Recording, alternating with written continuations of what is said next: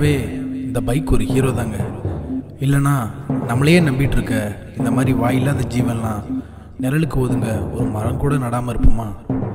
மரம் நடாமல் இருக்கிற ஒவ்வொரு பகுத்தறிவாளனும் வில்லன் தாங்க. அந்த பைக் தான் உண்மையான ஹீரோ.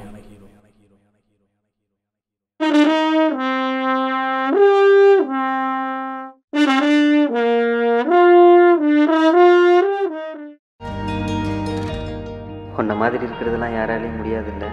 சூழ்நிலை, தேவை, முகத்துக்கு முன்னாடி பின்னாடின்னு சேஞ்ச் ஆகிற கேவலமான மனுஷங்க நடுவில் நான் சிரித்தா நீ அழுகிறதும் இல்லை, நான் அழுதா நீ சிரிக்கிறதும் இல்லை.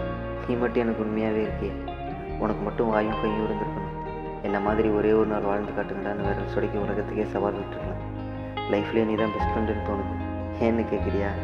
டெய்லி வெளியில் போகும்போது அம்மா முகத்தை பார்த்துட்டு போகிறனோ இல்லையோ, உன்னை பார்க்காம போகிறதே இல்லை. செமினாருக்கு முன்னாடி, ஸ்டேஜில் பேசுகிறதுக்கு முன்னாடி, இன்டர்வியூக்கு முன்னாடி, லவ் ப்ரப்போஸல் கூட ரிஹர்சலே முன்னாடி தான். இந்த ஸ்னாப் சாட்டு, யூகே பர்ஃபெக்ட்லாம் என் மூஞ்சி அழகாக இருக்கும்போதே தெரியும். அந்த ஆப்லாம் பச்சையாக போய் சொல்லுதுங்க. பட் என் மூஞ்சி எவ்வளோ அசிங்கமாக இருந்தாலும் என்னை பார்த்து முகம் சுழிக்காத ஒரே ஜீவன் நீ மட்டும்தான்.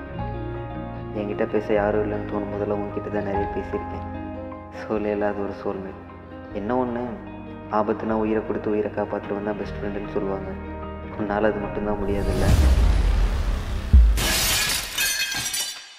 ஆபத்துனா உயிரை கொடுத்து உயிரை காப்பாற்றுவன் தான் பெஸ்ட் ஃப்ரெண்டுன்னு சொல்லுவாங்க. உன்னால் அது மட்டும்தான் முடியாதில்லை.